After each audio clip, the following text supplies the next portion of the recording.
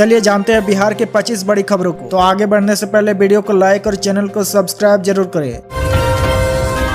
बिहार में मानसून ने फिर से रफ्तार पकड़ ली है, जिसके चलते कई जिलों में तेज हवाओं के साथ भारी बारिश का सिलसिला जारी है। मौसम विभाग ने अगले 3 से 4 दिनों तक इस स्थिति के बने रहने की चेतावनी जारी की है। मौसम विज्ञान केंद्र पटना ने 28 जुलाई को पटना, शेखपुरा, औरंगाबाद, भभुआ, भोजपुर, बेगूसराय, रोहतास, जहानाबाद, बक्सर, नालंदा, अरवल, लखीसराय, नवादा और गया में भारी बारिश का अलर्ट जारी किया है। इन जिलों में मेघ गर्जन, वज्रपात और तेज हवाओं के साथ बारिश की संभावना है। मौसम विभाग ने किसानों और आम लोगों से खुले मैदानों, पेड़ों के नीचे और बिजली के उपकरणों से दूर रहने की सलाह दी है।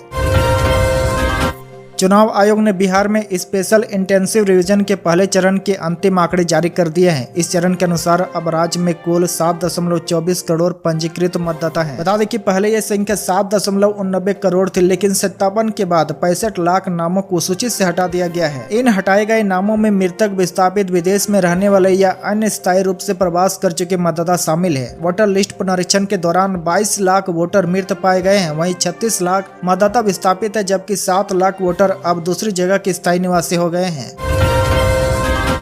बिहार के मुख्यमंत्री नीतीश कुमार ने राज्य के पत्रकारों के लिए एक बड़ी घोषणा करते हुए बिहार पत्रकार सम्मान पेंशन योजना के तहत दी जाने वाली पेंशन राशि में भारी बढ़ोतरी की है। अब राज्य के सेवानिवृत्त पत्रकारों को पहले मिलने वाले 6,000 मासिक की जगह 15,000 रुपए प्रति माह सम्मान पेंशन मिलेगी। यह ऐलान आगामी चुनाव से पहले नीतीश कुमार की एक और बड़ी और पहल के रूप में देखा जा रहा है। बिहार में विधानसभा चुनाव से पहले तबातोड़ घोषणाएं कर रहे नीतीश कुमार ने एक और बड़ा ऐलान किया है। शनिवार को सुबह नीतीश कुमार ने सोशल मीडिया के जरिए पत्रकारों को बड़ा तोहफा दिया है। इसके साथ ही नीतीश कुमार ने एक और महत्वपूर्ण निर्णय लिया है। यदि किसी पत्रकार की मृत्यु हो जाती है और वह सम्मान पेंशन प्राप्त कर रहा था, तो अब उसके आश्रित पति या पत्नी को भी 3,000 की जगह 10,000 प्रति माह पेंशन दी जाएगी।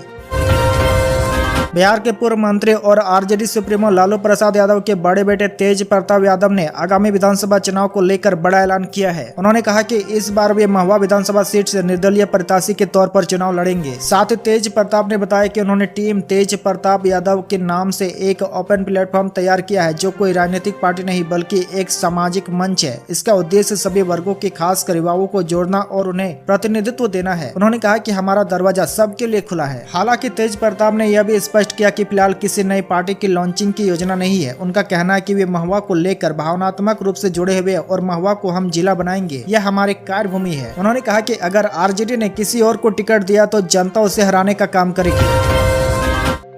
बिहार में नियोजित शिक्षकों की प्रमाण पत्रों की जांच में बड़े पैमाने पर फर्जीवाड़ा सामने आया है। अब तक राज्य भर में 1,647 शिक्षकों के खिलाफ एफआईआर दर्ज की जा चुकी है, जबकि 2,852 अन्य शिक्षकों पर भी केस दर्ज कराने की तैयारी की जा रही है। रिपोर्ट्स के मुताबिक निगरानी अन्वेषण ब्यूरो ने अब तक 6.35 लाख से अधिक प्रमाण पत्रों का सत्यापन किया है। इनमें से बड़ी संख्या में शैक्षणिक प्रमाण पत्र और बीएड डिग्रियां फर्जी पाई गई है, जो गैर मान्यता प्राप्त संस्थानों से प्राप्त की गई थी।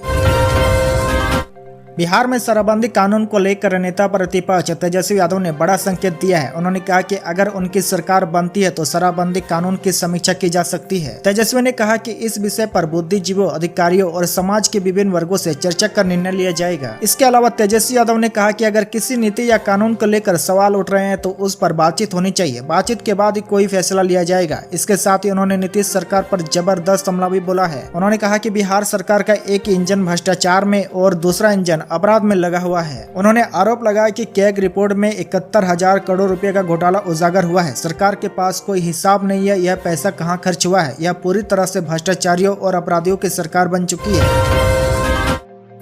बिहार में 3,74,000 नए राशन कार्ड बनेंगे, जिसके लिए सरकार ने आदेश जारी कर दिया है। खाद्य एवं उपभोक्ता संरक्षण विभाग द्वारा राज्य में कैंप मोड में राशन कार्ड बनाने की अभियान चलाया जा रहा है। विभाग के निर्देश पर राज्य के सभी जिलों में योग्य एवं वंचित लाभुकों की पहचान कर विशेष रूप से अनुसूचित जाति, जनजाति तथा महादलित परिवारों के लिए राशन कार्ड बनाने हेतु कैंप मोड में अभियान चलाया जा रहा है। आपकी जानकारी के लिए बता दें कि अब लाभार्थी www.rconline.bihar.government.in पर आवेदन कर घर बैठे ही अपना राशन कार्ड बनवा सकते हैं। इसके साथ ही खाद्य एवं उपभोक्ता संरक्षण विभाग के प्रधान सचिव पंकज कुमार ने इस अभियान में और तेजी लाने का निर्देश विभागीय पदाधिकारियों को दिया है। बिहार चुनाव से पहले सीएम नीतीश कुमार ने एक और बड़ा ऐलान कर दिया है। अब सफाई कर्मचारियों के लिए भी आयोग का गठन किया जाएगा। यह आयोग कर्मियों के हितों से संबंधित सुझाव, उनके अधिकारों की सुरक्षा के संबंध में सरकार को सुझाव देगा। इसके साथ ही सफाई कार्यों में लगे लोगों से संबंधित कल्याणकारी योजनाओं की समीक्षा कर उसे लागू करवाने को लेकर समुचित कार्रवाई करेगा। वहीं मुख्यमंत्री ने अपने एक्स हैंडल पर लिखा कि बिहार में सफाई कर्मचारियों के अधिकारों एवं हितों की सुरक्षा, कल्याण, पुनर्वास, सामाजिक उत्थान, शिकायतों के निवारण तथा विभिन्न कल्याणकारी योजनाओं की निगरानी सुनिश्चित करने के लिए उन्होंने बिहार राज्य सफाई कर्मचारी आयोग के गठन का विभाग को निर्देश दिया है। बिहार पुलिस कांस्टेबल परीक्षा जो कि 3 अगस्त को होने वाली है, उसके लिए एडमिट कार्ड जारी कर दिया गया है। आपको बता दें कि परीक्षा को पारदर्शी और निष्पक्ष तरीके से करवाने के लिए इस बार प्रशासन ने कई बड़े कदम उठाए हैं। नियमों से लेकर सुरक्षा व्यवस्था तक हर पहलू पर विशेष ध्यान दिया गया है ताकि कोई गड़बड़ी न हो और हर मेहनती उम्मीदवारों को उसका हक मिल सके। अब देखना होगा कि कौन इस परीक्षा में बाजी मारता है और पुलिस फोर्स का हिस्सा बनता है। वहीं उम्मीदवार अपने एडमिट कार्ड CSBC की ऑफिशियल वेबसाइट csbc.bihar.government.in से डाउनलोड कर सकते हैं। इसके लिए उन्हें रजिस्ट्रेशन नंबर और जन्म तिथि की जरूरत होगी। अगर किसी उम्मीदवार को एडमिट कार्ड डाउनलोड करने में कोई दिक्कत आती है तो वो CSBC की हेल्पलाइन नंबर पर संपर्क कर सकता है। पूर्णिया के निर्दलीय सांसद पप्पू यादव का बड़ा बयान सामने आया है। उन्होंने कहा कि केंद्रीय मंत्री चिराग पासवान और जन स्वराज पार्टी के नेता प्रशांत किशोर एक हो चुके हैं और अब प्रशांत किशोर को चिराग पासवान का नाम बतौर मुख्यमंत्री घोषित कर देना चाहिए। दरअसल चिराग पासवान पिछले काफी समय से बिहार में लगातार हो रही हत्याओं को लेकर अपनी ही सरकार पर निशाना साध रहे हैं। वो आए दिन राज्य की कानून व्यवस्था को लेकर सवाल खड़े कर रहे हैं। वहीं दूसरी तरफ प्रशांत किशोर भी लगातार हो रही हत्याओं को लेकर प्रदेश सरकार पर हमलावर है। चिराग के तल के तेवर लगातार सुर्खियों में बने हुए हैं। इसी को देखते हुए राजधानी पटना में पत्रकारों से बात करते हुए पप्पू यादव ने कहा कि प्रशांत किशोर को मुख्यमंत्री के लिए चिराग पासवान के नाम का ऐलान कर देना चाहिए। उन्होंने कहा कि दोनों ने हाथ मिला लिया है। बिहार में शिक्षा विभाग की ओर से शिक्षा व्यवस्था को सुधारने के लिए एक के बाद एक अहम फैसले लिए जा रहे हैं। एक बार फिर SCS सिद्धार्थ ने बड़ा आदेश जारी कर दिया है। दरअसल नए आदेश के अनुसार राज्य भर के शिक्षकों की प्रतिनियुक्ति प्रक्रिया में बड़ा बदलाव किया गया है। शिक्षा विभाग ने अब यह स्पष्ट कर दिया है कि 31 जुलाई के बाद सभी प्रकार की प्रतिनियुक्तियां सिर्फ ऑनलाइन माध्यम से ही की जाएगी। जानकारी के अनुसार विभाग के अपर मुख्य सचिव की अध्यक्षता में 25 जुलाई को हुई बैठक में इस संबंध में निर्णय लिया गया है। आपको बता दें कि नए नियम के तहत शिक्षक की प्रतिनियुक्ति अब केवल इस शिक्षा कोष के प्रतिनियुक्त मॉड्यूल के माध्यम से ही की जाएगी। प्रतिनियुक्त शिक्षकों को उनके कार्यस्थल पर जियो टैगिंग के माध्यम से टैग किया जाएगा। इसके बाद ही उनकी उपस्थिति ऑनलाइन दर्ज की जा सकेगी। मुख्यमंत्री नीतीश कुमार ने रविवार को पटना संग्रहालय के नवनिर्मित गंगा गैलरी, पाटली गैलरी एवं प्रेक्षागृह का फीता काटकर उद्घाटन किया। उद्घाटन के पश्चात मुख्यमंत्री ने नवनिर्मित भवन का निरीक्षण किया और वहां लगाए गए प्रदर्शनों का बारीकी से अवलोकन किया। इस दौरान मुख्यमंत्री ने कहा कि पटना संग्रहालय का उन्नयन एवं विस्तारीकरण कार्य बेहतर ढंग से किया जा रहा है। यह पुराना संग्रहालय है। साथ ही उन्होंने कहा कि यहाँ पर कई महत्वपूर्ण पुरातात्विक एवं ऐतिहासिक प्रदर्शन रखे गए हैं। उनका रखरखाव और बेहतर ढंग से हो, इसीलिए भवन का विस्तारीकरण किया गया है। बिहार में अब हर चेकिंग कैमरे की नजर में होगी। बता दें कि राज्य की पुलिस अब हाईटेक हो चुकी है और 37 जवानों को बॉडी वर्न कैमरे भी मिल चुके हैं। पहले सिर्फ मेट्रो शहरों में देखने वाला हाईटेक सिस्टम अब सीमांचल के कटिहार जिले में भी उतर आया है। कटिहार यातायात पुलिस अब बॉडी वर्न कैमरे से लैस होकर ड्यूटी करेगी ताकि ना कोई गलतफहमी रहे और ना कोई आरोप की गुंजाइश हो। वहीं पुलिस अधीक्षक सिक्का चौधरी ने जानकारी देते हुए बताया कि यातायात शाखा के 37 जवानों व अधिकारियों को बॉडी वर्न कैमरे से सुसज्जित किया गया है। अब ये सभी पुलिसकर्मी वाहन चेकिंग के दौरान इस कैमरे को अपनी वर्दी पर पहनकर कार्रवाई रिकॉर्ड करेंगे। बिहार के उप मुख्यमंत्री सम्राट चौधरी को जान से मारने की धमकी दी गई है। उनके एक समर्थक के फोन में धमकी भरा मैसेज आया है। बताया जा रहा है कि सम्राट चौधरी को जान से मारने की धमकी उनके एक समर्थक के फोन पर आया है। मैसेज में साफ लिखा है कि 24 घंटे के अंदर सम्राट चौधरी को गोली मार दूंगा, सच बोल रहा हूं। जान से मारने की धमकी से जुड़ा संदेश मिलने के बाद समर्थक ने मैसेज देखते ही पुलिस को सूचना दे दी। वहीं पुलिस की ओर से जाँच पड़ताल भी शुरू कर दी गई है। बिहार के नीतीश सरकार ने बालू और पत्थर के अवैध खनन, परिवहन और बिक्री के खिलाफ अभियान को और तेज करने का निर्णय लिया है। इसके तहत जिलों में गठित जिला टास्क फोर्स की सक्रियता बढ़ाई जाएगी। इसके साथ ही वरिष्ठ अधिकारी हर महीने कार्रवाई की समीक्षा भी करेंगे। इस संबंध में निर्देश जारी किए गए हैं कि हर माह के पहले सप्ताह में जिलाधिकारी की अध्यक्षता में बैठक आयोजित की जाए, जिसमें संबंधित जिले में चल रहे खनन से जुड़ी अवैध गतिविधियों की समीक्षा की जाएगी।